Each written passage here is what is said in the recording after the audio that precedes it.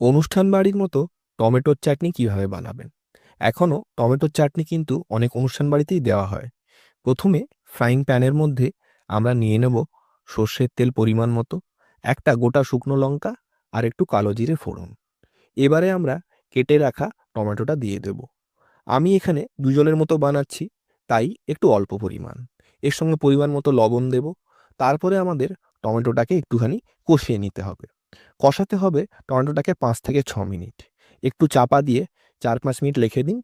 রেখে দেওয়ার পরে দেখবেন টমেটোটা অল্প একটু নরম হয়েছে।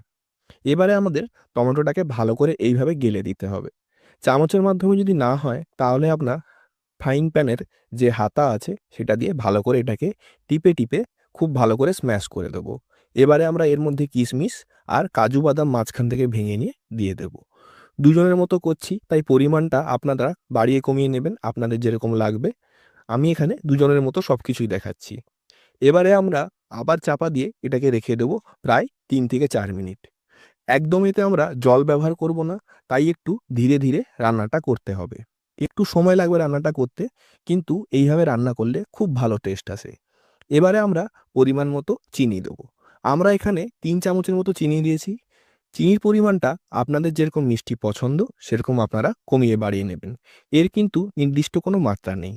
দেখুন, প্রায় ১০ থেকে ১২ মিনিট ভালো করে কষানোর পরে কিন্তু এই টমেটোগুলো খুব ভালোভাবে গলে গেছে। একটা চ্যাটচ্যাটে ভাব এসছে।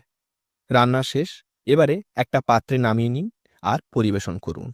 এইভাবে রান্নাটা একদিন বাড়িতে করে দেখুন। অবশ্যই ভালো লাগবে। ভিডিওটা